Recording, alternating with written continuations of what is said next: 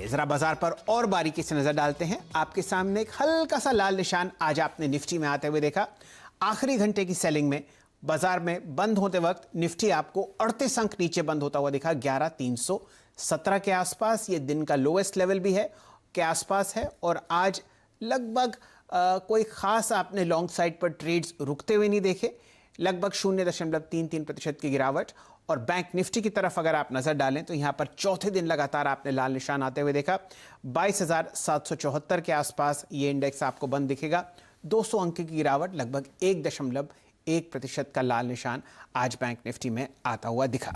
Advance decline ratios पर नजर डालेंगे। आपके सामने बहुत जबरदस्त तरीके से तो नहीं, लेकिन बेयर्स का थोड़ा सा वर्चस्व आपको बाजार में बढ़ता हुआ दिखेगा। निफ्टी की तरफ नजर डालें, लगभग 36 शेयर्स 50 में से आपको लाल निशान में बंद होते हुए दिख रहे हैं। 2/3 शेयर्स सेंसेक्स में, यानी कि 30 में से 21 आपको लाल निशान में बंद होते हुए दिखे। एनएससी और बीएससी में अगर आप ब्रॉडर मार्केट्स देख रहे हैं तो वहां पे भी बिकवाली हावी थी।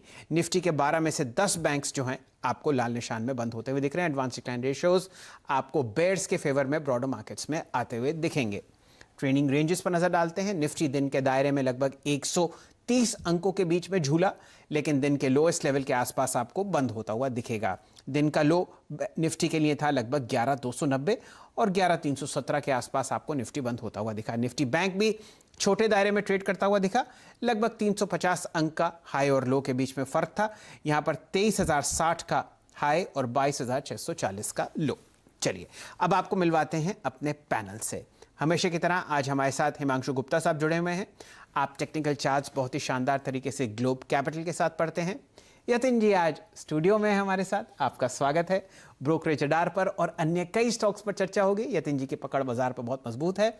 और सुमित जी हमारे साथ दिल्ली से जुड़ रहे हैं, वो चर्चा करेंगे आईटी स्टॉक्स की। लेकिन सबसे पहले जुड़ते हैं गुप्ता साहब से। हिमांशु जी, हमारे सामने पॉजिटिव कंट्रीब्यूशन आज निफ्टी में 4 दिग्गज काउंटर्स की वजह से आता हुआ दिखा। रिलायंस इंडस्ट्रीज लगभग 0.25% ऊपर बंद हुआ। आज वॉल्यूम यहां पर वापस आपको आता हुआ दिखा। यहां पर लगभग 2600 करोड़ का ट्रांजैक्शन आपने एनएससी में होता हुआ दिखा है। शानदार तेजी इंफोसिस और टीसीएस पर, दोनों स्टॉक्स रिकॉर्ड हाई पे बंद हुए। और आईसीआईसीआई बैंक एक ऐसा इकलौता प्राइवेट सेक्टर बैंक जो आज आपको हरे निशान में ट्रेड करता हुआ दिखा। अब आप बताइए, इन सब को मद्देनजर रखते हुए किस हिसाब से आप निफ्टी और बैंक निफ्टी को कल के ट्रेड में देखते हैं? गुड इवनिंग शैल जी। देखिए सर, बिल्कुल जिस तरह से हमने कल भी शाम को यहाँ पर बात की थी कि 11,300-330 के आसपास यहाँ पर खरीदारी करके चलना चाहिए और 11,450 के आसपास यहाँ पर मुनाफा बांध लेना चाहिए। तो लगभग आज लोअर लेवल्स पर एंट्री भी मिली उस स्पेसिफिक कॉल में, और 437 का एक निफ्टी ने हाई भी बनाया। हालांकि 450 से थोड़ा सा 13-14 पॉइंट पहले वहाँ पर एक मुनाफा वसूली देखने को मिली। लेकिन शैल जी, इंटरेस्टिंग बात और इम्पॉर्टेंट बात यह है कि जैसा भी आपने जिक्र किया इस कन्वर्सेशन से पहले कि एक जायंट रिलायंस इंडस्ट्रीज यहाँ पर साइडवेज कंसोलिडेशन के बाद एक मूव के लिए तैयार है। दूसरा, आज आईटी सेक्टर एक वहाँ पर भी एक रिकॉर्ड हाइज बनते हुए सिलेक्ट स्टॉक्स में, लार्ज कैप स्टॉक्स में अगर खास तौर पे बात की जाए तो वहाँ पर बनते हुए नजर आए। और तीसरा जो कि और इम्पॉर्टेंट बात है वो ये है कि जिस तरह से यहाँ पर ओआई का डेटा है, यहाँ पर जो वीकली एक्सपायरी से पहले जिस तरह से पुट राइटर्स की पोजीशनिंग है 11,300 11,200 की स्ट्राइक पर, मेरा ऐसा मानना है कि यहाँ पर हो सकता है कि कल के सेशन से वापस एक बार तेजी बनते हुए नजर आए। तो एक बार एक छोटा सा कैलकुलेटेड रिस्क लेकर मुझे लगता है कि वापस से तेजी की पोजीशन कल के सेशन में बनानी चाहिए। 11,270 मेरे ख्याल से एक बहुत इंपॉर्टेंट क्रूशल सपोर्ट लेवल्स है। तो मेरी सलाह रहेगी कि 11,270 के लेवल्स पर लॉन्ग पोजीशंस यहाँ पर निफ्टी में बनाई जाएं। एक स्ट्रिक्ट स्टॉप लॉस 11,240 का रखा जाए, जो कि लगभग 30 पॉइंट्स का स्टॉप लॉस है। और अगर यहाँ से मार्केट्स अपसाइड में चलना शुरू होते हैं तो मेरा ऐसा मानना है कि 11,450 और आगे चल के 11,500 के भी लेवल्स देखने को मिलेंगे। बट इन अगर किसी सिचुएशंस में ये स्टॉप लॉस कटता है, 11,240 के नीचे बाजार निकलता है, तो मेरा मानना है कि 11,100 तक की गिरावट इमीडिएट शॉर्ट टर्म में देखने को मिलेगी और फिर उसके बाद वहां से वापस से खरीदारी लौटते हुए नजर आएगी। तो फिलहाल मैं कल के लिए कॉशियसली बुलिश हूं और 11,270 के लेवल्स पर निफ्टी में खरीदारी की राय रखता हूं। साथ ही साथ अगर बैंक निफ्टी में शैल जी बात की जाए तो जैसा हमने कल भी जिक्र किया था कि रिपीटेडली 22,600 22,500 इन लेवल्स पर बहुत मेजर स्ट्रॉन्ग सपोर्ट जोन बना हुआ है। पुट राइटर्स का डेटा भी यहाँ पर देखो तो वहां पर भी एक अच्छा ओआई खड़ा है, और साथ ही साथ जो मैंने कल भी जिक्र किया था कि जितने भी बड़े प्राइवेट सेक्टर्स बैंक हैं, चाहे वो आईसीआईसीआई बैंक हो, चाहे वो कोटक बैंक हो या एक्सिस बैंक हो, वो सब अपने बहुत ही क्रूशियल मेजर सपोर्ट्स के पास खड़े हैं। और हमने आज देखा कि एक गिरावट के बाद भी आईसीआईसीआई बैंक पॉजिटिव नोट पर बंद हुआ। तो यहाँ पर भी मुझे लगता है कि जो रिस्क रिवॉर्ड है वो शॉर्ट में अब फिलहाल यहाँ नहीं लगता, और अगर यहाँ से थोड़ी सी और गिरावट देखने को मिले लगभग 22,500 के आसपास, तो बैंक निफ्टी में भी एक लॉन्ग ट्रेड लिया जा सकता है। 22,300 का एक स्टॉप लॉस रखेंगे और 23,000 तक के टारगेट्स यहाँ पर बैंक निफ्टी में देखने को मिल सकते हैं। तो हिमांशु जी, बहुत शानदार तरीके से आपने दोनों इंडिसेस के बारे में चर्चा करी है। डायरेक्टर साहब, जरा बैंक निफ्टी का एक लंबी अवधि का चार्ट दिखाइए। पिछले हफ्ते बिल्कुल मंडे को, यानी कि यहाँ से करीब 6 सेशन पहले आपने एक 200 डीएमए का फेलियर होता हुआ देखा था। वहाँ से निफ्टी लगातार आपको लाल निशान में ही दिख रहा है, और अब रिस्क रिवॉर्ड रेशियो हिमांशु जी की तरफ से है, आपको फेवर में दिख रहा है बुल्स के। तो शॉर्ट करें तो बहुत सोच समझ के, और इस वक्त आपको फेवर में एक लॉन्ग ट्रेड दिखेगा, वहां पर आपको पोजिशनली कॉल लेनी है। थोड़ा अगर और आपको निफ्टी, बैंक निफ्टी आता हुआ नीचे दिखता है 12,500 की तरफ, तो एक बहुत अच्छा एक लॉन्ग कॉल आप ले सकते हैं। ऐसा करते हैं हिमांशु जी, सबसे पहले जुड़ते हैं सुमित जी के साथ।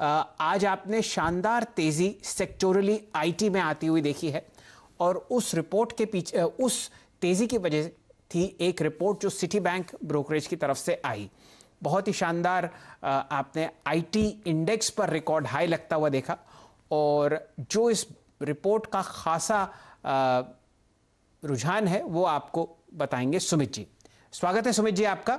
टीसीएस और इन्फोसिस पर रिकॉर्ड हाई, बताइए सिटी में और क्या क्या था। आज एक अहम रिपोर्ट आई सिटी की, और उस रिपोर्ट के बाद पूरे स्पेस में आज बज़ बनता हुआ दिखाई पड़ा। सबसे पहले तो उस रिपोर्ट की हाइलाइट्स कुछ इस तरह थे कि उन्होंने ये कहा है कि पेंटअप डिमांड जो है इस पूरे सेक्टर में वो बढ़ते हुए दिखाई पड़ेगी। स्पेशली कंपनीज के जो नंबर्स हैं वो गोइंग फॉरवर्ड और बेहतर होते हुए दिखाई पड़ेंगे, और शायद री रेटिंग की पॉसिबिलिटी इस सेक्टर में देखने को भी मिले। मेजरली कई कंपनीज के टारगेट्स रिवाइज किए गए हैं, कई कंपनीज की रेटिंग में फेरबदल किया गया है। टीसीएस के केस में सेल रेटिंग दी है, लेकिन टारगेट 1910 से बढ़ाकर 2000 किया है। इन्फोसिस में बाय रेटिंग के साथ टारगेट्स को 1050 किया गया है, 1000 से बढ़ा के। विप्रो में भी सबसे बड़ा टारगेट रिवीजन है 260 से बढ़ा के सीधे 315 किया गया है। और इसके अलावा एचसीएल टेक में भी जो रेटिंग है वो 725 से बढ़ा के 820, और बाय रेटिंग यहां पर दी गई है। मिड कैप स्पेस में उन्होंने एल&टी इन्फोटेक को चुना है, जहां पर लक्ष्य 2585 से बढ़ा के 2855 किए हैं। माइंड ट्री हालांकि रेटिंग सेल है, लेकिन टारगेट्स को 840 से बढ़ा के 1005 किया है, और न्यूट्रल रेटिंग के साथ परसिस्टेंट है, लेकिन टारगेट यहां भी 880 से बढ़ा के 1005 किए हैं।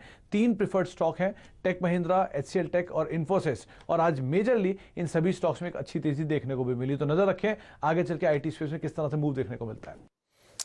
तो गुप्ता साहब, आपने सुना किस हिसाब से टारगेट्स में फेरबदल हुई, और क्या शानदार आपने performance TCS, Infosys, mid cap IT stocks में आता हुआ देखा। अगर आपका कोई पसंदीदा स्टॉक हो इस सेक्टर में शेयर कीजिए, फिर चर्चा को हम आगे बढ़ाते हैं। बिल्कुल शैल जी, और जैसा कि अगर आपको याद हो तो फ्राइडे को जब हमने खिलाड़ी की एक क्लोजिंग सेरेमनी की थी, तो यूजुअली आप नेक्स्ट वीक के लिए एक टॉप पिक डिस्कस करते हैं, तो उसमें मेरा रिकमेंडेशन टीसीएस में ही था, और लगभग 2280 पर उस वक्त क्लोज हुआ था फ्राइडे को, और 2400 साढ़े 2400 के टारगेट्स के लिए मैंने ये फ्राइडे को रिकमेंड किया था नेक्स्ट वीक के लिए, और आज हमने यहाँ पर एक अच्छी तेजी बनते हुए देखी। तो शैल जी, बिल्कुल जैसा कि अभी आपने जिक्र किया कि सिटी की रिपोर्ट के बाद आज यहाँ पर एक बहुत अच्छा ट्रैक्शन बनते हुए देखा, और हमारा व्यू इस सेगमेंट पर काफ़ी पॉजिटिव है। इसमें टॉप पिक्स मुझे लगता है एचसीएल टेक्नोलॉजीज में अभी भी यहाँ पर 775 रुपए तक के टारगेट्स बनते हुए नजर आएंगे। तो मुझे लगता है कि एचसीएल टेक में 715 720 के आसपास खरीदारी करके चला जा सकता है।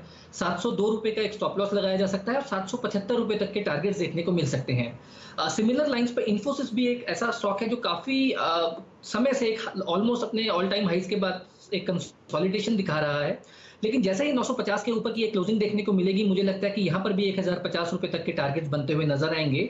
और शैल जी, विप्रो तीसरा एक ऐसा स्टॉक है जिस पर अमूमन ज्यादा बात नहीं होती, क्योंकि यहाँ पर बहुत ज्यादा यूजुअली ट्रेडर्स का इंटरेस्ट नहीं देखने को मिलता, बट स्लोली एंड स्टेडीली वो भी एक काफी पॉजिटिव फॉर्मेशन यहाँ पर बनाता हुआ नजर आया है। और मेरा ऐसा मानना है कि 260 रुपए के स्टॉप लॉस के साथ विप्रो में यहाँ पर एक पोजिशनल तेजी की कॉल ली जा सकती है, और 330 से 350 रुपए तक के टारगेट्स विप्रो में भी आने वाले समय में देखने को मिल सकते हैं।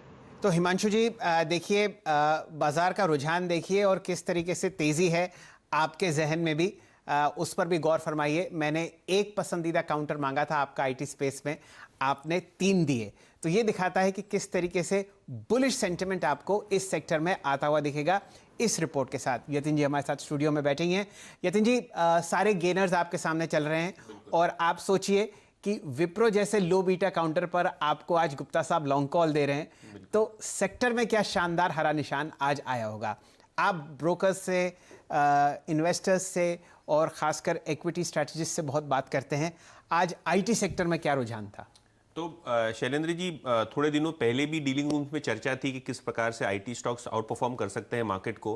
और अगर आप काफ़ी सारे आईटी कंपनी से बात करें तो ये कहना इनका ये है कि डिमांड जो है वापस आती हुई दिखाई दे रही है, खास करके डिजिटल स्पेस में। बहुत सारी कंपनियों ने अपने एम्प्लॉयज़ को कह दिया है कि ग्लोबली, इंडिया की बात नहीं है, ग्लोबली कि आप वर्क फ्रॉम होम करिए। काफ़ी सारे जो सॉफ्टवेयर हैं वर्क फ्रॉम होम के लिए डेवलप किए जा रहे हैं, सिस्टम्स, आईटी सिस्टम दुरुस्त की जा रही हैं। तो स्पेंडिंग जो है खास करके वर्क फ्रॉम होम जैसे एनवायरनमेंट के लिए या डिजिटल सर्विस के लिए, क्योंकि आज जो छोटी दुकान है या छोटा बिजनेस है उसको भी ऑनलाइन अपने माल सामान की बिक्री करनी है, तो ई कॉमर्स से भी एक डिमांड आती हुई दिखाई दे रही है डिजिटल सर्विसेज के अलावा। तो ओवरऑल बेसिस पे डिमांड सप्लाई सिनेरियो जो है आईटी सर्विसेज के लिए काफ़ी फेवरेबल हो चुका है। और जिस प्रकार से कॉस्ट सेविंग्स हो रही है, क्योंकि आईटी कंपनीज साल दर साल अपने क्लाइंट्स मीटिंग्स के लिए या अपने एम्प्लॉयज़ के लिए ट्रैवल के प्रबंध किए जा रहे थे, अभी वो मीटिंग जो है जूम कॉल पे या काफ़ी सारे ऐसे ऐप्स पे हो रही है। तो कॉस्ट सेविंग्स भी है, मार्जिन के लिए भी गाइडेंस काफ़ी सारी कंपनीज का अच्छा है। और जाहिर सी बात है, जो कैश आज की तारीख में विप्रो की बैलेंस शीट पे है, टीसीएस की बैलेंस शीट पे है, इन्फोसिस की बैलेंस शीट पे है, सभी कंपनियों ने अपनी डिविडेंड पॉलिसीज अनाउंस की है, बायबैक पॉलिसी अनाउंस की है। तो ये सिनेरियो में जहां कैश इज किंग और जो हिसाब से डिमांड आईटी सेक्टर में वापस आई है, इस हिसाब से शेयरों में भी आज हम तेजी का रुझान देखें। तो एक इंटरेस्टिंग बात मैं आपको बताता हूँ यतिन जी और गुप्ता साहब, आप दोनों से ज़्यादा समय मुझे हो गया बाज़ार में। इसका मतलब ये नहीं कि मुझे आपसे ज़्यादा तजुर्बा है, लेकिन मैंने 4 बुल और 4 बेयर मार्केट देखे हैं। तो हर बुल मार्केट के बाद जब बेयर मार्केट शुरू होता है तो आपको शानदार तेज़ी आईटी स्टॉक्स में इसलिए आते हुए दिखती है क्योंकि उसके पीछे 2 कारण हैं। पूरी दुनिया और ग्लोबल 500 टॉप फॉर्च्यून कंपनीज आप देख लीजिए, वो सब भारत के बाजार में आती हैं अपनी कॉस्ट्स कम करने के लिए, सप्लाई चेन में से और एफिशिएंसी निचोड़ने के लिए, और वो सिर्फ पॉसिबल है आपको आईटी के जरिए। तो यहाँ पर आपको मार्जिन्स बढ़ती हुई दिखेंगी। और आप देखिए एक शानदार ब्रेकआउट आपने आज टीसीएस में आते हुए देखा है। इन्फोसिस और विप्रो ये दोनों एक बैंड में चल रहे हैं पिछले 2-1 महीने से। यहाँ पर भी आपको एक ब्रेकआउट आता हुआ दिखेगा। थोड़ी चर्चा लंबी हो गई, लेकिन क्योंकि ये कॉल्स पोजिशनल हैं तो आप यहाँ पर एक अच्छा रुझान रख सकते हैं थोड़े लंबे समय के लिए।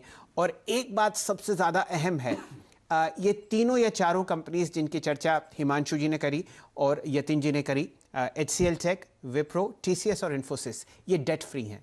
इनकी बैलेंस शीट पर कोई डेट नहीं है और ये एक बहुत ही अहम और बहुत ही ज़रूरी चीज़ है इस बाज़ार में जब आपको कॉन्ट्रैक्शन आता हुआ दिखता है ओवरऑल बैलेंस शीट्स में। चलिए चर्चा को आगे बढ़ाते हैं। आपके लिए गुप्ता साहब बताइए, कौन से ऐसे 2 कॉल्स हैं जो आप हमारे निवेशकों और इन्वेस्टर्स को सुझाएंगे कल के सत्र के लिए? जी शैल जी, तो यहाँ पर शैल जी 2 आइडियाज़ हैं, दोनों लॉन्ग साइड के आइडियाज़ हैं। पहला रिकमेंडेशन है जुबिलेंट फूडवर्क्स। देखिए आज की उठापटक के बावजूद भी स्टॉक एक अच्छी तेजी दिखा रहा है और एक अच्छे नोट पर बंद हुआ।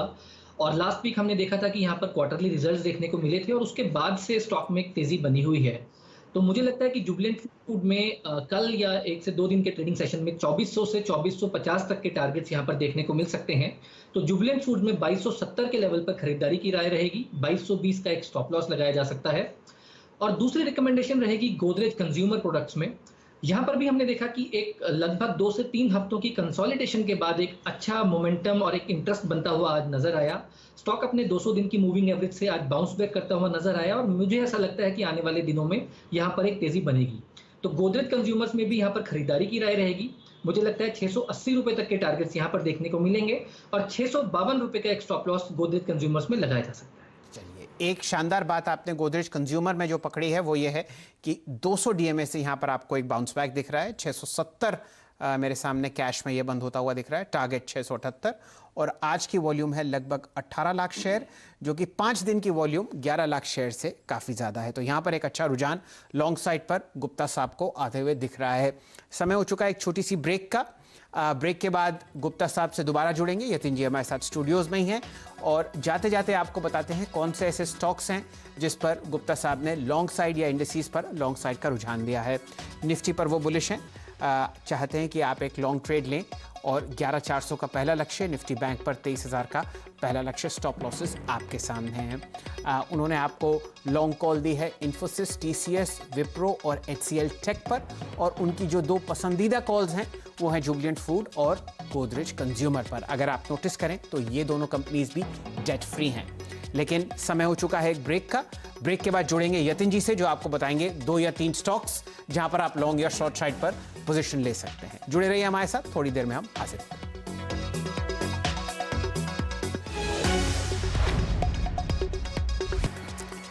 मार्केट्स टुडे में स्वागत है आपका। चर्चा हो रही है उन स्टॉक्स की जहां पर आप लॉन्ग या शॉर्ट साइड पर पोजीशन ले सकते हैं वेडनेसडे के ट्रेड के लिए, और यतिन जी से कोई बेहतर इंसान नहीं जो वो अपने पिटारे से आपको 3 या 4 स्टॉक्स बताएंगे। तो शैलेंद्र जी, जैसे कि बात हो रही थी आईटी स्टॉक्स की, तो वो तो फोकस में था ही।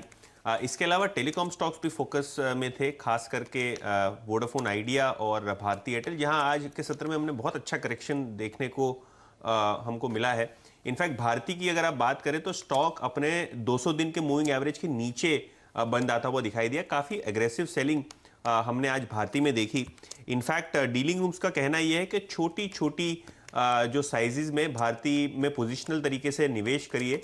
उनको लगता है कि स्टॉक जिस हिसाब से अपने रीसेंट साइज से 10% करेक्ट हुआ है, तो अपॉर्चुनिटी ज़रूर बनती है बाय ऑन डिप्स की रणनीति अपनाने के लिए। तो भारती एयरटेल पे जो है डीलिंग रूम्स का कहना है कि यहाँ बाय ऑन डिप्स करें। इसके अलावा कोफॉर्ज, इसका पुराना नाम है एनआईटी टेक्नोलॉजीज, यहाँ हमने देखा कि ओपन इंटरेस्ट में लगभग सितंबर सीरीज में 10% का इजाफा हुआ और काफ़ी अच्छे लॉन्ग पोजीशंस यहाँ हमको देखने को मिली। स्टॉक दूसरी आईटी कंपनियों की तरह ही 3 से 4% तेज था और ये मिड कैप आईटी की क्वालिटी कंपनी है जो वायदे बाजार में भी है, तो ट्रेडिंग साइड से यहाँ पोजीशन ले, ऐसा डीलिंग रूम्स का आज उनके क्लाइंट्स को रिकमेंडेशन था। और कैश सेगमेंट में शेलजी स्पार्क, सन फार्मा एडवांस पे ध्यान था डीलिंग रूम्स का। यहाँ डीलिंग रूम्स को लगता है कि 10 से 15% की शॉर्ट टर्म अपसाइड मिल सकती है, क्योंकि यूएस मार्केट जो है, अमेरिकन मार्केट जो ये कंपनी के लिए बड़े मार्केट हैं, वहाँ नए नए प्रोडक्ट्स लॉन्च होने की तैयारी हो रही है। और स्टॉक का अगर आप वॉल्यूम देखें तो लगभग 35 से 40% अपने 1 महीने के एवरेज से ज़्यादा था। तो स्पार्क यानी फार्मा और कोफॉर्ज यानी आईटी और फार्मा जो आज के मार्केट का फ्लेवर था, वो आज डीलिंग रूम ने परोसा अपने क्लाइंट्स को। चलिए, बहुत ही शानदार तरीके से यतिन जी आपने समझाया, लेकिन एक स्टॉक जाते जाते हम लोग राय ले लेंगे गुप्ता साहब से। हिमांशु जी ज़रा चार्ट देखिए भारती एयरटेल का। यहाँ पर आप लगातार 4 दिन से गिरावट आते हुए देख रहे हैं। फंडामेंटली बहुत ही स्ट्रॉन्ग स्टॉक है और जो सेलिंग की बात हुई थी 4,000 करोड़ रुपए की MSCI इंडेक्स की रीबैलेंसिंग के, शायद वो आपको अब समाप्त होती हुई दिख रही है। चार्ट्स पर बताइए कौन सा बाय जोन आपको भारती एयरटेल पर आता हुआ दिख रहा है? जी शैल जी, बिल्कुल। देखिए, ऑफ कोर्स यहाँ पर एक काफ़ी अच्छी बड़ी तेज़ी के बाद कुछ इमीडिएट शॉर्ट टर्म में यहाँ पर एक कंसोलिडेशन और थोड़ा सा करेक्शन मोड में स्टॉक आता हुआ नज़र ज़रूर आया है। लेकिन अच्छी बात यह है कि यहाँ से हार्डली 3 से 4% नीचे, यानी कि 480-475 का एक बहुत स्ट्रॉन्ग सपोर्ट जोन है। तो मुझे लगता है कि उन लेवल्स पर आके पोजिशनल ट्रेडर्स को ज़रूर यहाँ पर खरीदारी की तरफ जो है वो ध्यान देना चाहिए। हालांकि मुझे लगता है कि अभी कल के सेशन में यहाँ पर थोड़ा सा वेट एंड वॉच जरूर किया जा सकता है। तो 480-475 तक के लेवल्स अगर देखने को मिले तो वहाँ पर मुझे लगता है कि पोजिशनल तौर पर यहाँ पर ज़रूर खरीदारी करके चलना चाहिए, क्योंकि जिस हिसाब से स्टॉक का लॉन्ग टर्म और मीडियम टर्म जो सेटअप है वो अभी भी काफ़ी पॉजिटिव है। और इस तरह के करेक्शंस इन फंडामेंटली जो स्ट्रॉन्ग कंपनीज हैं, मुझे लगता है कि काफ़ी अच्छा एक अपॉर्चुनिटी रहती है लॉन्ग पोजीशंस बनाने के लिए। तो 480 रुपये के आसपास यहाँ पर खरीदारी की राय रहेगी। चलिए, ये राय आपको आती हुई दिख रही है भारती एयरटेल पर। स्टैगर्ड बाइंग कीजिए और अगर आपको 475-480 के आसपास मिलता है तो वहां पर आप एक अच्छी बाइंग जोन में स्टॉक को आते हुए दिखेंगे। चलिए, समय समाप्त हो चुका है मार्केट्स टुडे का, लेकिन आज यानी सितंबर 8 सुरों की मलिका और इंडी पॉप की क्वीन आशा भोसले जी का 87वां जन्मदिन है और CNBC आवाज़ बहुत ही सौभाग्यशाली है कि उन्होंने